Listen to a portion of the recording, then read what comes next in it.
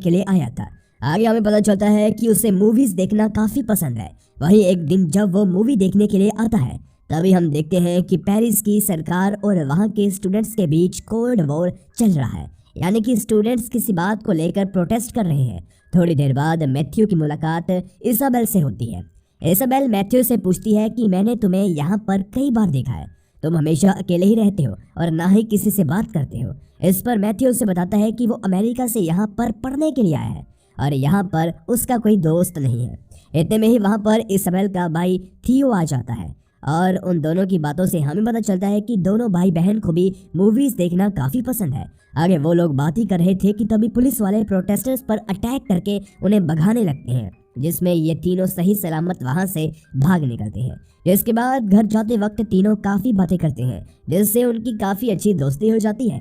वहीं घर आने पर मैथ्यू अपनी मॉम को लेटर लिखकर बताता है कि आज उसके फर्स्ट फ्रेंड्स बने हैं जिनका स्वभाव काफी अच्छा है। अगले दिन मॉर्निंग में थियो मैथ्यू को कॉल करके उसके घर पर डिनर के लिए इनवाइट करता है, जिस पर मैथ्यू भी उसके घर आने के लिए मान जाता है। इसके बाद जब मैथ्यू उन दोनों के घर पर आता है तो हैरान रह जाता है क्योंकि उनका घर काफी ज्यादा बड़ा था। आगे इसाबेल मैथ्यू को अपनी मॉम से मिलवाती है जो कि आज उनके साथ डिनर करने वाले थे। और यहाँ पर हमें ये भी पता चलता है कि इसाबेल और थियो ने अपने पेरेंट्स को नहीं बताया कि उन लोगों ने आज मैथ्यू को डिनर पर इनवाइट किया है। इसके बावजूद उसकी मॉम किसी तरह से सब चीज़ें एडजस्ट करती है।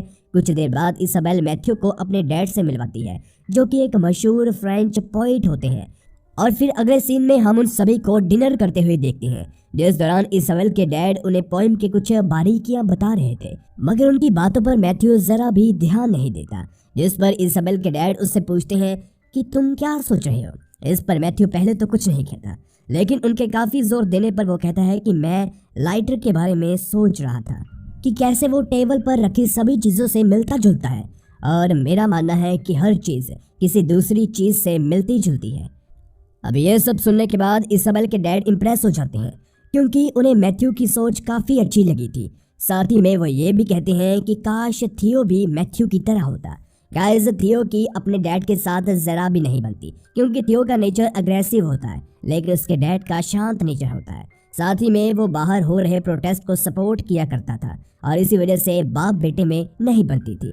इसकी थोड़ी देर बाद पेरेंट्स इसाबेल और थियो को पेचेक्स देकर कुछ काम से बाहर जाते हैं और वहीं उनके जाने के बाद इसाबेल थियो को लिप्स पर गुड नाइट किस देती है और मैथ्यू को भी किस करके आज रात वहीं पर रुकने का कहती है। अब ये सब देखकर मैथ्यू उसे मना नहीं कर पाता। वहीं आधी रात को हम देखते हैं कि मैथ्यू को नींद नहीं आ रही होती है और जब वो बाथरूम से वापस आता है तब वो जो नज़ारा देखता है उसे देखकर उसकी पैरों तले ज़मीन खिसक जाती है क्योंकि इसाबेल और थियो एक ही बेड पर बिना कपड़ों के सो रहे थे।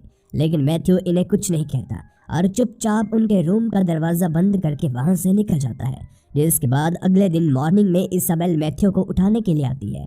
वो उसका ब्लैंकेट खींच रही थी, लेकिन मैथ्यू उसे रोक लेता है क्योंकि उसने सिर्फ अंडरवेयर ही पहनी हुई थी।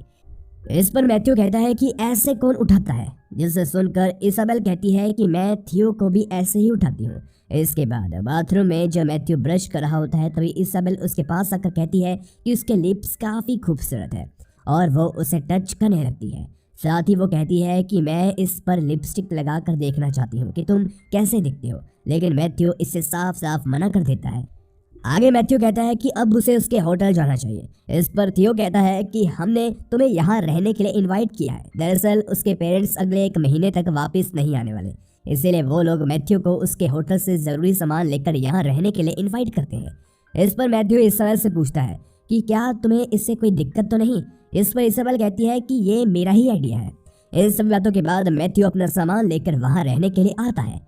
जिसके बाद जब वो लोग बातें कर रहे होते हैं तभी अचानक से इसाबेल और थियो किसी मूवी का एक्ट करने लगते हैं और मैथ्यू को उस मूवी का नाम बताना था। अब क्योंकि मैथ्यू ने लगभग सारी मूवीज देखी थी इसलिए उसे उस मूवी का नाम पता होता है।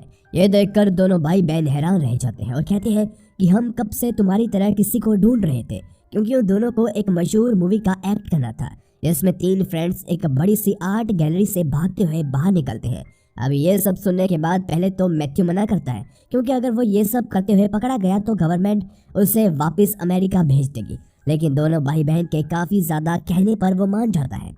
जिसके बाद तीनों मिलकर मूवी की तरह आर्ट गैलरी में से भागते हुए बाहर निकलते हैं, जिसके कारण उनकी दोस्ती और भी ज्यादा गहरी हो जाती है। उसी रात वो भागते हुए घर पर आते हैं तो थियो मैथ्यू को कुछ कपड़े देता है पहनने के लिए, और जब थियो रूम में नहीं था तब मैथ्यू को अलमारी में से इसाबेल के कुछ कपड़े और उसकी फोटोज मिलती है, जिन्हें वो अपनी अंडरपैंट्स में छुपा लेता है। इसके थोड़ी देर बाद इसाबेल फिर से एक मूवी का एक्ट करती है और थियो को मूवी का नाम बताना था, लेकिन काफ़ी कोशिश करने के बाद भी वो नाम नहीं बता पाता, और क्योंकि थियो ने नाम नहीं बताया था इसलिए इसाबेल उसे पनिशमेंट देती है कि उसे किसी लड़की की फोटो देखकर उन दोनों के सामने ही प्लेजर लेना होगा। यह सुनकर मैथ्यू दंग रह जाता है। वही थियो पनिशमेंट सुनते ही उन दोनों के सामने ही प्लेजर लेकर पनिशमेंट पूरी करता है, जिसके बाद थियो मैथ्यू को लंच के लिए एक रेस्टोरेंट में लेकर आता है, जहां पर मैथ्यू उससे पूछता है कि मेरी भी 2 बड़ी बहनें हैं, लेकिन आज तक उन्होंने कभी मुझे उनके सामने ऐसा करने के लिए नहीं कहा। साथ ही वो ये भी कहता है कि पिछली रात उसने उन दोनों को एक ही बेड पर बिना कपड़ों के सोते हुए देखा था। इस पर एक्सप्लेन करते हुए थियो कहता है कि इसाबेल और वो एक ही है। दरअसल वो दोनों ट्विंस पैदा हुए थे, जिसके कारण वो लोग एक दूसरे से कुछ भी नहीं छुपाते। वहीं अगले सीन में थियो एक मूवी का एक्ट करता है जिसका नाम इसाबेल और मैथ्यू को बताना है, लेकिन वो दोनों मिलकर भी मूवी का नाम नहीं बता पाते, जिसके कारण थियो दोनों को पनिशमेंट देता है कि उन्हें उसके सामने ही इंटीमेट होना होगा, जिसके लिए मैथ्यू साफ साफ मना कर देता है। लेकिन इसाबेल बिना शर्माए खड़ी होकर अपने कपड़े उतारने लगती है, जिसे देखकर मैथ्यू वहां से भागने की कोशिश करता है, लेकिन थियो उसे पकड़ लेता है। जिसके बाद इसाबेल मैथ्यू की पैंट निकालती है, जहां पर उसे उसकी फोटो मिलती है। अब इन सभी बातों के बाद मैथ्यू जोश में आ गया था, इसलिए वो इसाबेल के साथ वहीं पर इंटीमेट होता है। वहीं इसाबेल के चेहरे को देखकर हम समझ पाते हैं कि उसका ये पहली बार है, जिससे मैथ्यू भी समझ जाता है कि इसाबेल और थियो के बीच वैसा कुछ भी नहीं हुआ जैसा वो सोच रहा था। वहीं आगे हम देखते हैं कि थियो इसाबेल को मैथ्यू के साथ करते हुए देख रहा था। इसके बाद एक दिन इंटीमेट होने के बाद मैथ्यू इसाबेल से पूछता है कि अगर इस सब के बारे में उसके पेरेंट्स को पता चल गया तो क्या होगा। इस पर इसाबेल कहती है कि वो दिन कभी नहीं आएगा, और अगर उन्हें पता चल जाता है तो मैं सुसाइड कर लूँगी। इसके बाद जब तीनों एक साथ नहा रहे थे तभी इसाबेल मैथ्यू को उसके प्यार के सबूत के तौर पर उसके प्राइवेट पार्ट को शेव करने के लिए कहती है, लेकिन मैथ्यू साफ साफ मना कर देता है और उल्टा वो उन दोनों को ही सुना देता है कि तुम दोनों अब बच्चे नहीं रहे, इसलिए बच्चों की तरह बर्ताव करना बंद कर दो। आगे वो इसाबेल से पूछता है कि कभी तुम थियो के अलावा किसी और लड़के के साथ डेट पर गई हो। इस पर इसाबेल मना करती है तो मैथ्यू उसे उसके साथ डेट पर चलने के लिए पूछता है, जिसके बाद हम उन दोनों को डेट पर देखते हैं। और फिर वो थिएटर में एक मूवी देखकर जब घर वापस आते हैं तब इसाबेल देखती है कि थियो किसी और लड़के के साथ इंटीमेट हो रहा है।